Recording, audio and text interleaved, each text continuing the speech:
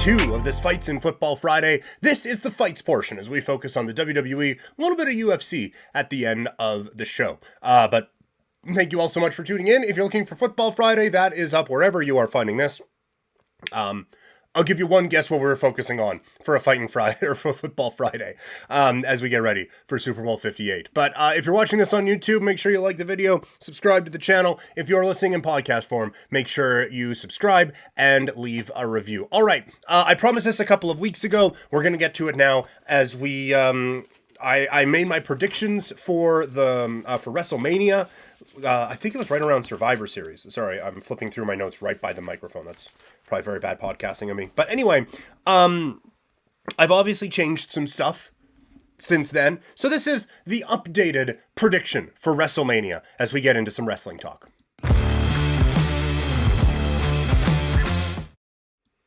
Okay, WrestleMania coming up in just a few weeks from Philadelphia, Pennsylvania at the Lincoln Financial blah, blah, blah, blah field.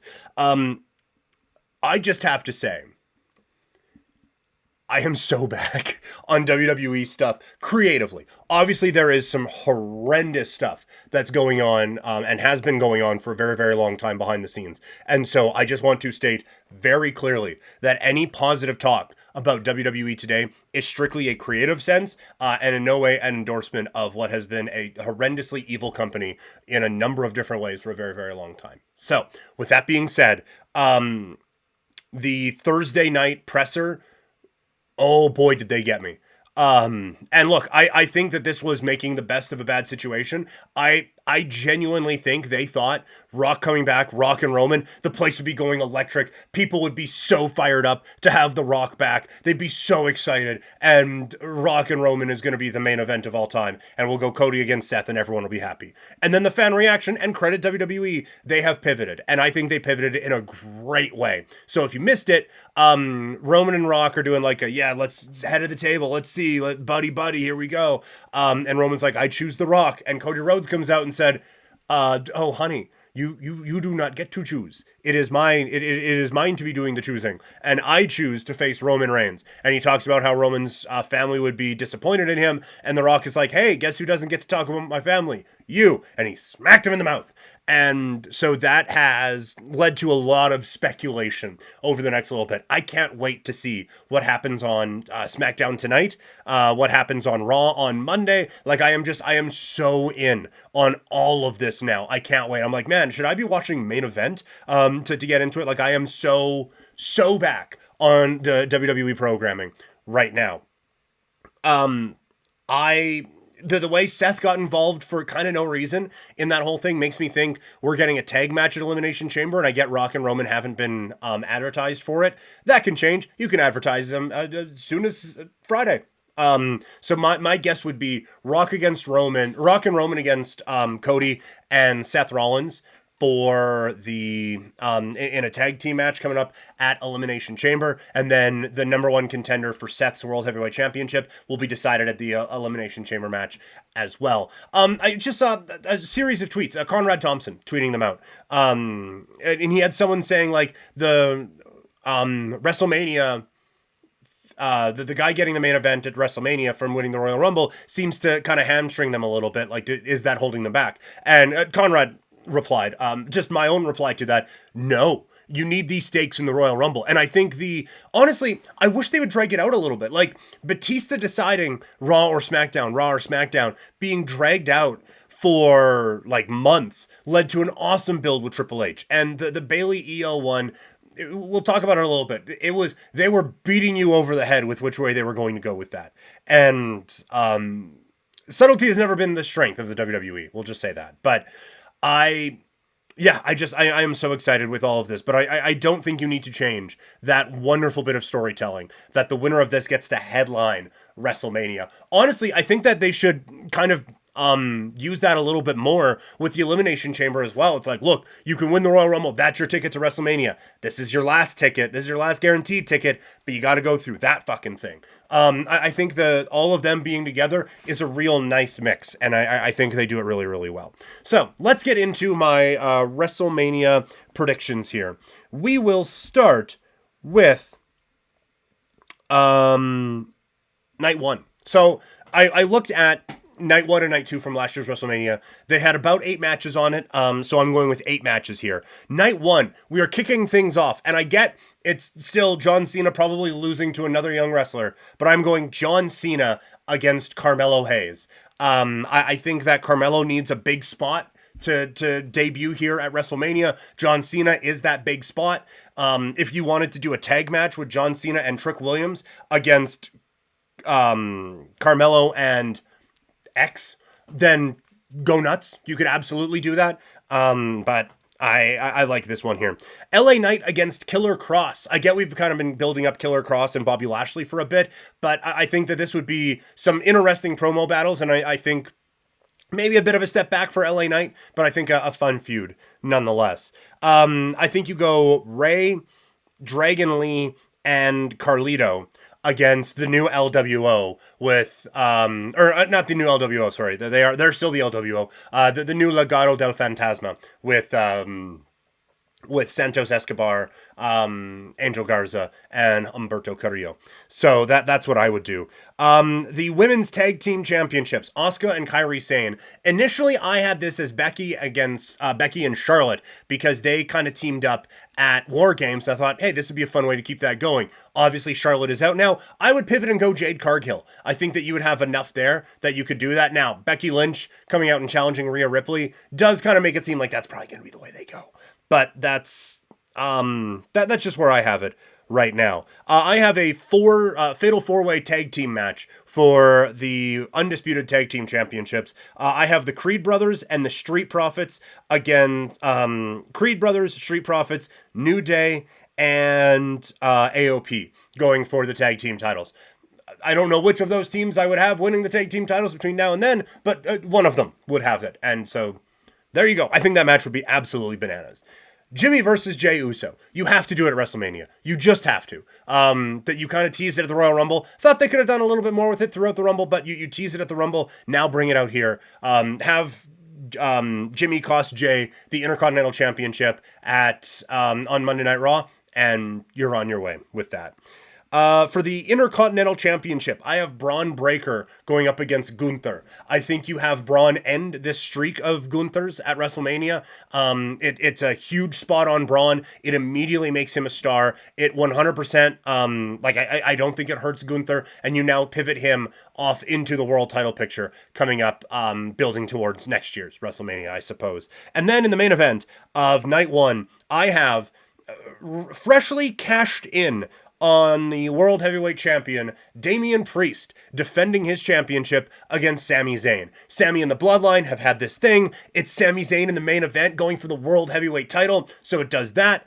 I want to see it. That's what I would do. So that is my night 1 prediction for WrestleMania. On to night 2, we start with the tag team match. It is the Judgment Day of Finn Balor and Dominic Mysterio against the Awesome Truth with R-Truth and The Miz. Looks like those guys are back together, and I think you can build that up heading towards WrestleMania. Trish Stratus is back, going up against Bianca Belair. Bianca needs to be on this, and that's a high-profile match with Trish, who I could see absolutely coming back. The Women's World Championship, sorry, Io Sky defending against Bayley. That one's already been made, so it's kind of locked in for me.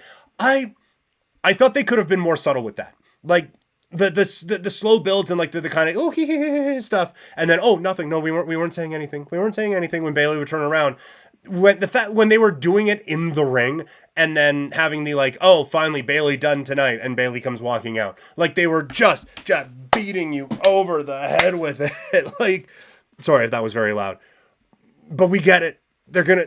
She knows that they're being assholes, right? You had it the whole time. I think if they hadn't done the locker room thing and the stupid laughing, Bayley turning around and being like, sometimes people you think are your friends, whatever, and then just do the Watashi Ikaro line, I thought would have been amazing. It was still great. Like it's still great, and it's still going to be a really fun build, and it's going to be an amazing match coming up at WrestleMania. I would have Io win, but you guys know I am a huge Io Sky fan. I would go Nakamura against Andrade. You could tell a fun story, I'm sure. It would just be a baller match. United States Championship on the line in a fatal four-way and a what the fuck ladder match. Why not? Logan Paul defending the United States Championship against Randy Orton, AJ Styles, and Kevin Owens. I think all four of those guys, like it feels like a bit of an underwhelming spot for Randy Orton. But it feels like big spots for him are kind of running out. So I think that you could do that there. And those four guys would just put on an incredible match. I have for the women's championship, the Raw one.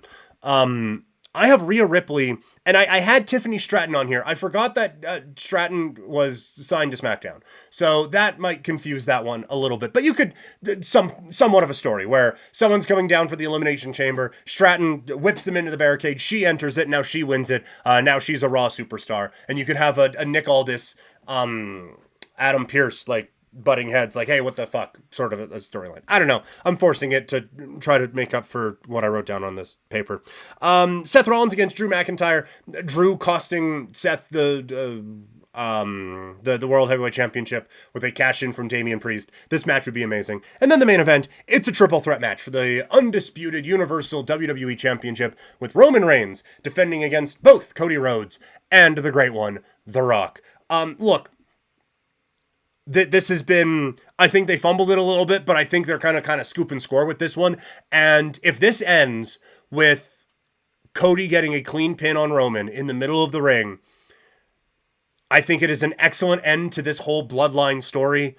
I think it is a great end to Cody's story. And I do think that they have a way now to make delaying this whole thing a year worth it. I've said before, you could almost have done this whole year if Cody had won the championship the exact same way, right? Like, Roman freaks out and is turned even more power hungry and turns his focus on the Usos. So they attack him and start beating the shit out of him, and winning that tag team match is still a big deal for them.